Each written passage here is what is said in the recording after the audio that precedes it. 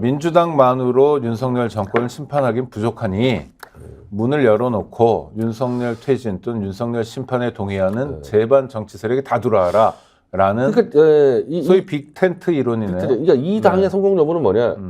민주당이 위성정당을 만들었을 때보다 득표가 더 많이 나와야 돼요. 네. 그게 성공 요인이기 때문에 가급적 포괄적으로 넓혀줘야 되는 거죠.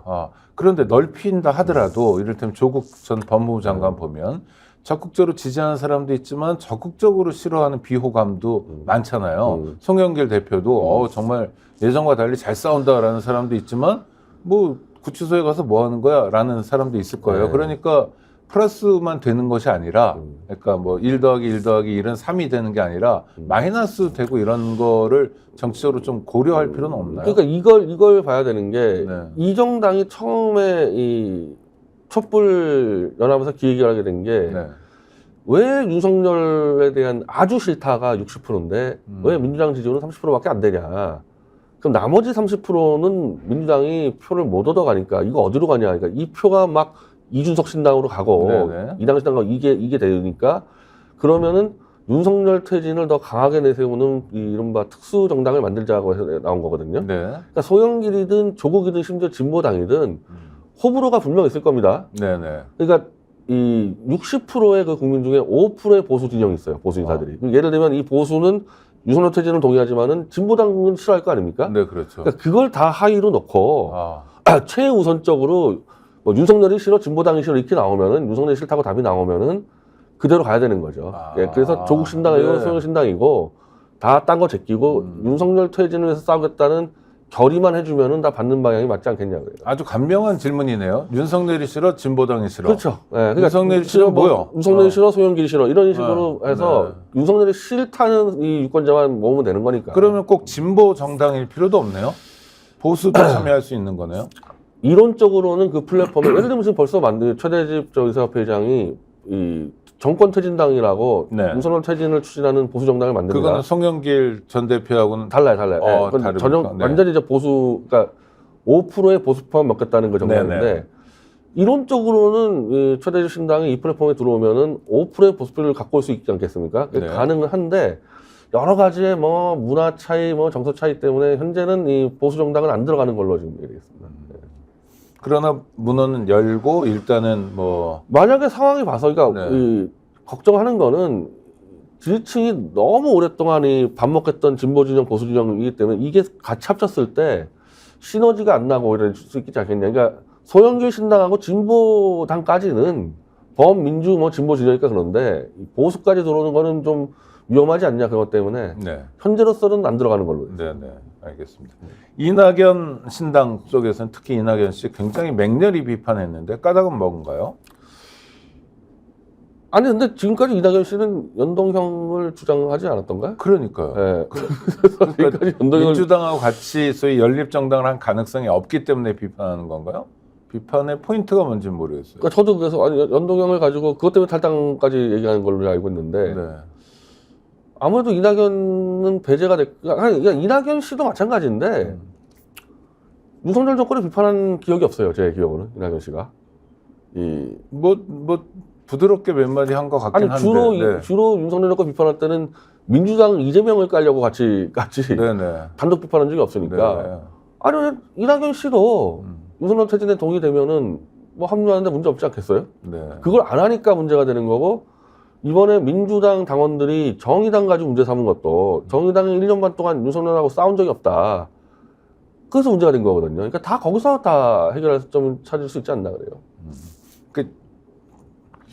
그러니까 이낙연 씨의 행보는 반 이재명에서 뭔가 어떤 공간을 창출해보자 이런 거 오히려 일뿐인 건가요? 그러니까 반 이재명 친 윤석열로 보였거든요. 지금까지. 그러니까 여기 합류하려는 걸 바꿔줘야 되죠. 아니 그리고 조금 다른 얘기인데 어제부터 이제 나오는 얘기가 원칙과 상식의 4명의 국회의원들 뿔뿔이 흩어지고 있는데 이건 어떻게 보세요? 저는 가장 중요한 게 그 당의 비전 문제 아니겠어요? 그러니까 이 당에 내가 들어갔을 때 뭐 얻는 게 있어야 되는데 지금 3% 뭐 4% 나오고 있고 이러니까 비전을 보여달라는 얘기겠죠. 그래서 이낙연 씨가 광주 출마를 준비한다고 얘기가 나왔는데 그 부분하고 맞물려 있는 것 같아요. 지금 광주 출마하라고 지금 막 떠밀고 있거든요.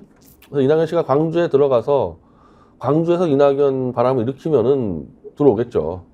근데 그게 안 되면 저 당은 아마 국힘당에 흡수되지 않을까. 일종의 뜸을 들이고 또 간을 보는 상황이다. 근데 광주에 출마할 때도 아니 네. 광주 가서 그러면 이재명 욕할 겁니까? 광주에 들어가서 자기가 윤석열 정권을 교체하겠다 얘기해야 될 텐데 그 말을 안 하고 있기 때문에 광주 출마했을 때 무슨 바람이 있을지 모르겠어요. 네. 하여튼 이낙연 씨가 무슨 지도자로서의 결단을 보여줬던 그런 대목은 기억은 잘 안 나는데. 리더가 사실 네. 리더의 역할을 한 적이 없죠. 리더 역할을. 네. 좋은 일, 좋은 자리는 많이 있었던 네. 것 같은데요. 근데 하여튼 뭐 들리는 말은 뭐 떠밀려서라도 광주 좀 출마하는 걸로 저는 지금 확인되고 있습니다. 네, 알겠습니다. 민주당 적극 지지자들은 연동형 또는 준연동형에 반대하는 거죠? 또는 좀 덜 적극적으로 지지하는 쪽에서는 연동형 쪽을 선호한다 이런 얘기도 있는데 지금까지 그런 식으로 얘기가 되는데 제가 네. 볼 때는 그 문제가 아니고 아, 이 윤석열 정권 타도를 우선수에 두느냐 안 두느냐의 문제예요, 사실은. 이 문제는. 네, 네. 그래서 정청래 씨가 얘기할 때 민주당만으로도 과반이 쉽지 않다. 그래서 실제로 이재명 대표가 150석 얘기한 거 아닙니까? 네, 그러니까 151석. 네, 민주당만으로도 쉽지 않은데 어떻게 나눠 먹냐 이 얘기를 했다는 얘기는 윤석열 퇴진을 한다는 얘기는 이제 목표가 200석이 돼야 되거든요. 그렇죠. 그러니까 민주당이 한 160, 한 70석을 얻고 이 비례연합이 20, 30석을 얻어야지 가능한 일이란 말입니다, 이게. 그러니까 그렇게 되려면은 지금부터 정말 잘해야지 될까 말까. 그러니까 목표는 삼을 수 있대 가능성은 정말 희박할 수도 있는데 어쨌든 윤석열 퇴진을 위해서라면은 그런 정도의 판을 넓히는 모험을 해야 된다. 이런 사람들이 연동형을 주장하는 거고 어차피 윤석열 퇴진 못 시킨다. 아, 이미 끝났다. 200석 끝났다. 그럼 우리끼리 해먹자. 이게 이제 이 이른바 병립형이라고 보는 거죠. 네. 그런데 우리 변 대표님은 하여튼 연동형으로 가서 가능하든 아니든 간에 노력을 해보자. 노력을 해야 한다. 의무예요, 의무. 의무. 의무다. 왜냐, 네. 이게 특검법이 다 거부됐기 때문에. 네네. 아니, 그러면은 지금 이태원 특검법도 거부가 됐는데 나는 그 민주당 지도부가 이태원 유족들 만나서 뭐라 그럴 겁니까? 아, 우리가 이제 포기했습니다. 네, 우리가 숫자가 포기했습니다. 숫자가 안 돼서 네. 윤석열 정권 다음에 하세요. 이렇게 얘기할 겁니까? 유족들 먼저 놓고 지금 어렵지만 우리 200석을 위해서 목숨 걸고 최선을 다하겠다. 난 거기다가 그거 못하면 나 물러나겠다. 여기까지 가야 된다는 거예요. 사실은. 네. 양당 뭐 대표적으로 더불어민주당과 국민의힘이 총선을 앞두고 소위 인재들을 영입하고 있는데요. 각각 10명이 넘은 것 같습니다. 주목할 만한 인재가 있으셨어요? 제 기억나는 사람 별로 없어요. 아, 네. 그럼 둘 다 실패하고 있네요. 아니 저기 누구지? 저 진정호 씨라고 저 사격대표 대표 있는데. 네네. 아니 그분은 윤석열 후보를 지지했던 분이죠. 아니 그걸 모르죠. 선거 때, 아니 오늘 기사로 제가 확인했습니다. 기사했나요? 그러니까 지금까지 저 이제 하도 이름 많이 바꿔서 보수당이라 그러면은 그 문대성 태권도 그걸 했다가 논문 표절로 박살이 났고. 네. 조훈현 씨라고 그 바둑의 제왕 한번 근데 했다가 그분은 국회의원 됐죠. 뭘 했는지 기억도 안 나요. 아, 그렇죠. 네. 근데 또 진정호 씨 들어오면은 뭐냐 목표가 뭐냐 이거야. 그런 기억나가지고 기억나는 건 진정호 대한체육회 이사랍니다. 진정호 이사가 기억나는데 어떤 의정 활동을 할 건지는 잘 모르겠다. 지금까지 그 야당 해가지고 뭐 성과가 나온 게 별로 없으니까 아마도 명망과 영입이죠. 야당도 비슷합니까? 야당 지금 누가 들어?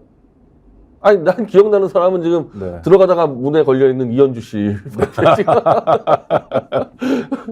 이현주 씨는 그래도 들어가겠죠? 어떻게 할 것 같으세요? 근데 당 대표가 전화했으면 들여 보내야죠. 그렇죠. 들여 보내야지. 지금 이 사람 뭡니까 중간에 껴가지고 지금 욕을 엄청 먹고 있고. 근데 이제 이게 이 난맥이 된 게 임종석 문제로 지금 여기가 막혔다는 거예요. 그러니까 임종석 씨가 나오니까. 저쪽에서는 윤희숙을 내보내서 586 뭐 심판론 얘기 나오니까 그럼 차라리 경선에서 이현주를 밀어서 임종석 씨를 떨어뜨리면은 586 심판론이 없어질 거 아니냐. 이 작업을 했는데 이거 586들이 한두 명도 아니고 그럼 그 멍하니 당하겠어요? 그러니까 그냥 일제히 이현주를 공격을 해가지고 지금 멈춰있지 않습니까? 그런 상황 이렇게 된 거 아닙니까? 이게. 그러면 다시 나가라 그럴 겁니까? 이현주 씨? 들여보내서 정상적으로 경선을 시켜야죠, 임종석이랑 그러면 경선 시켜야죠. 아, 지역구도 지금 저는 그런 식으로 들었어요. 전 의원도 지역구를 정한 상태고요. 임종석은 자기 지역구는 성동으로 했는데 충성동. 중성동에서 워낙 막강하다 그래요, 임종석 씨가. 뭐 원래 텃밭이었죠. 네. 아니 네. 그러면은 뭐 감점을 좀 주던지 네. 적당히 그래서 경선을 시키던지 뭐 정리를 해야지. 만약에 이 상황에서 이현주 씨가 못 들어가면은 괜히 그냥 쓸데없이 그냥 그 실림만 있는 거죠. 네. 스픽스는 말하는 언론입니다. 대세는 유튜브, 그중에서 스픽스. 좋아요, 댓글, 구독, 알림 설정. 여러분이 저희를 사랑해 주시고 우리가 여러분을 사랑하는 4가지 방법입니다.